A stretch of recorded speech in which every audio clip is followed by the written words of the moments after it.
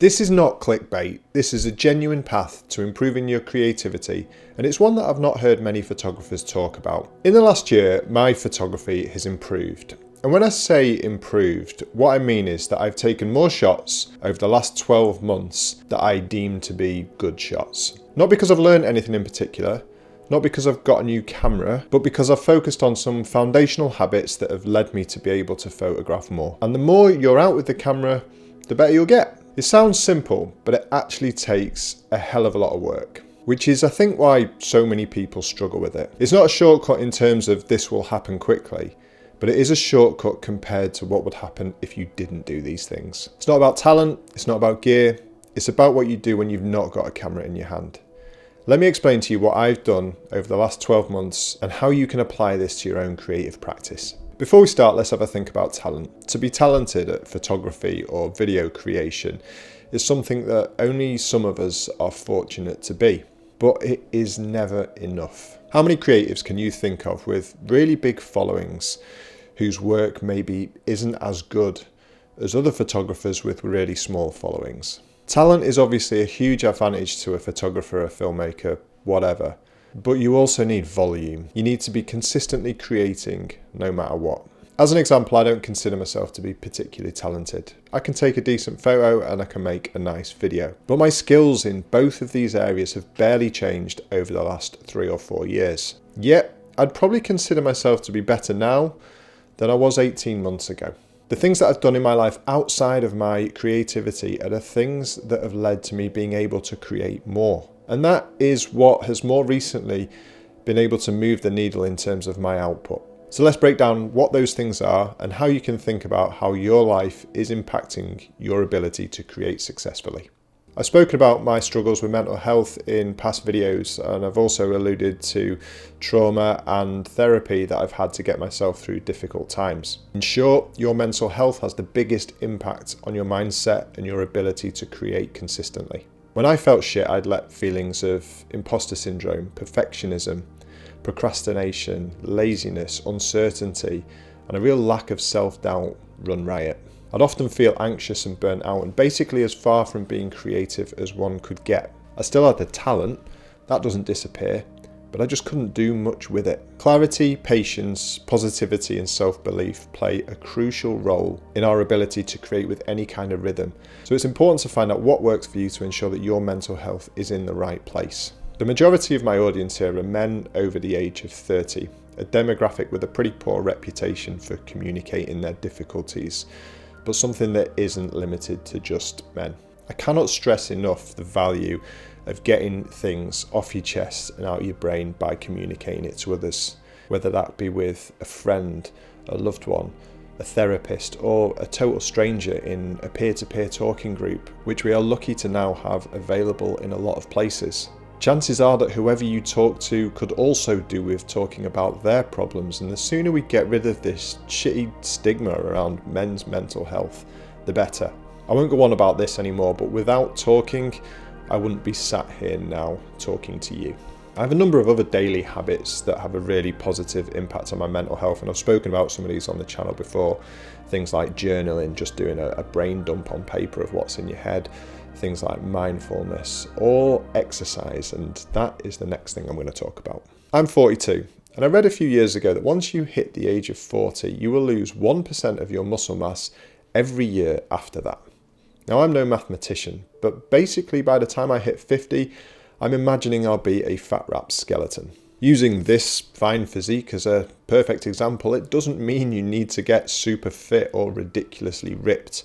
Just do something and at least maintain or hopefully improve from where you are now. This again will have a knock-on effect on your mental health, probably quite a big one. And if you're an outdoor photographer like me, it'll probably lead to you being able to do more with your camera.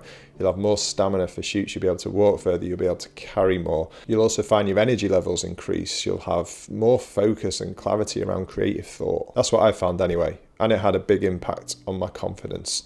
When you're in better shape, you just feel better about yourself generally. If you're finding this helpful, you can get more information like this from my almost weekly newsletter, and there's a link to that down below. Also, drop a comment below. Let me know a habit that you're working on right now that will help you improve your creativity. The next thing I looked at is what I was putting in my body, going with the old mantra of crap in, crap out. Weirdly, I'm not talking about food here, but that does help as well. I'm currently trying to cut out sugar and alcohol, which will have a huge benefit, but is as horrific as you'd imagine. What I'm talking about is your consumption online of content, news, movies, social media, where you hang out, who you're chatting to. It all has an impact on our thoughts and our worldview and therefore on our creativity. If you're just watching the news and hanging around on local Facebook groups talking about how shit the world is whilst getting annoyed at the increasing amount of negativity on socials, then guess what? You're going to feel like shit and your creativity will suffer.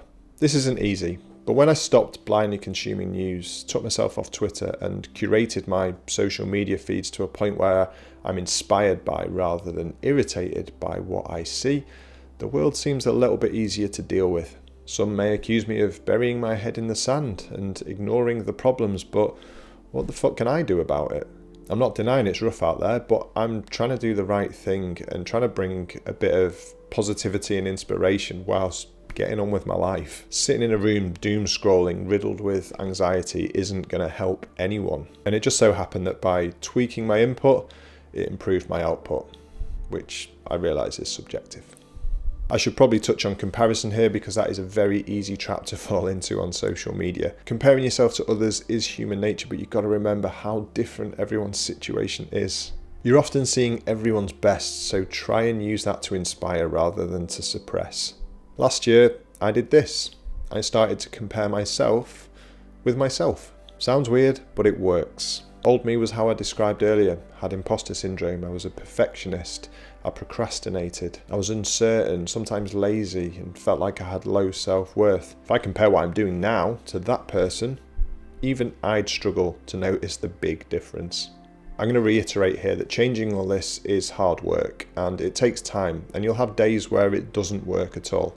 I had 2 days earlier this week where I achieved nothing but this photo that I took whilst on the way to the dentist. It happens. We are human. What matters most though is our reaction to it. We can think, fuck, this doesn't work, and give in and go back to our old ways, which is what I did for 12 years. Or we can look at tomorrow as a new day and just do it completely differently to today. We will keep having that opportunity. Take the pressure off yourself and don't aim for perfect. I like to think of the 80-20 law. If I can be in a good place most of the week, then I've overachieved. Sometimes it's less, but sometimes it feels like I've been possessed for weeks on end by some sort of productive demon. You just got to ride those ebbs and flows. So how does this affect our work ethic and our consistency? Well, a lot of people watching this will probably describe themselves as hobbyists. Pros don't really have a choice about where and when they take photos. They have to do it, even when it sucks. Whereas hobbyists can opt out of picking up the camera. If they don't feel like it, they don't have to. If that's you, then as much as I cringe at the term, try and think of your chosen creative act as a craft rather than a hobby. And now you're thinking, what? A hobby is something you choose to do, meaning you can also choose not to do it. Where, to me, a craft is something that you dedicate yourself to, almost a bit like pros do. They keep going no matter what. They look to improve, iterate, and get better. If you look at your hobby as a craft in that sense, it doesn't give you the choice of opting out. Well, it does, but it shouldn't. I'm stubborn, so when I say I'll do something, I'll do it. Treat your photography as a dedicated craft and don't give yourself the option not to do it. Following the earlier guidelines will make this easier to do. It all ties together. And when you do this, your volume of work will increase and you will find improvements over time. The more you create, the faster you'll get better. Creative blocks will happen. As I said, I had 2 days of this earlier this week. And as a self-employed wannabe YouTuber, a creative block isn't the best place to start the year from. I've made videos about facing these before, and it often comes down to following a few of these things. Number 1, action leads to motivation. Just let that sit for a minute. Number 2, be kind to yourself. Work out when to push and when to rest. Resting is as important to the creative process as pushing. Number 3, embrace imperfection.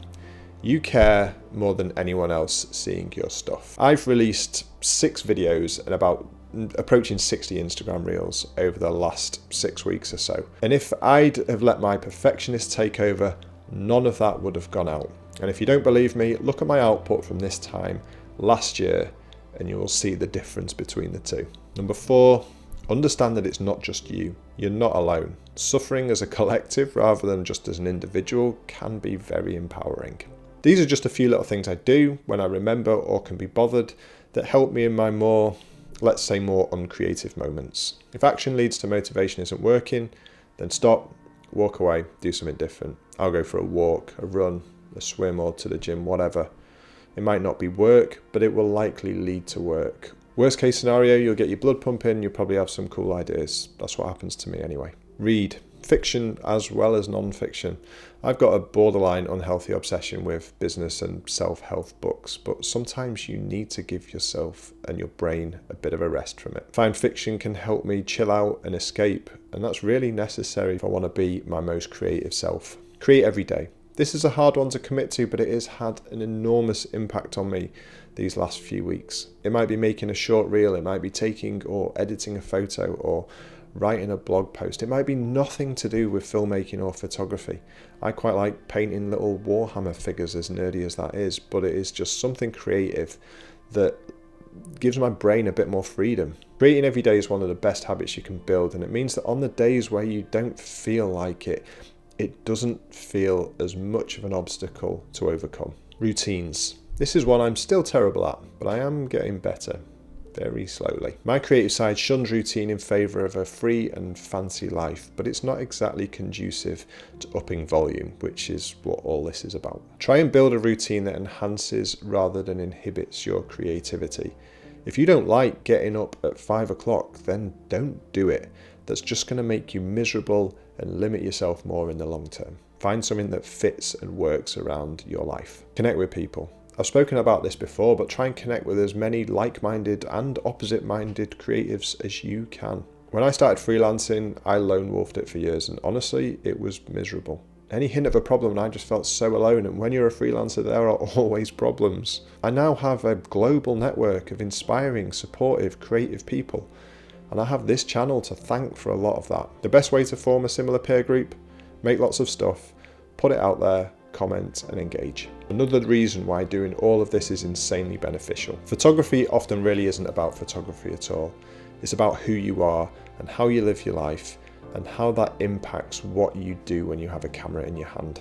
This isn't a shortcut to better photography, so maybe this was clickbait in that sense. What it is so much more. It's a tried and tested prescription to being your most creative self, and I don't know who wouldn't want to do that. If you love photography, filmmaking, drawing, writing, whatever, you owe it to yourself and to the world to be the most creative version of yourself that you can be. You need to make sure that your art is getting the energy from you that it deserves to. So please reflect on this and what you want and how you want to live your life. Look at your habits, your lifestyle, and see where you can maybe make changes that will lead to you getting more from your creativity. Like I said, if this resonates, let me know below one habit you're going to work on now to improve your craft. I'll stop saying craft now.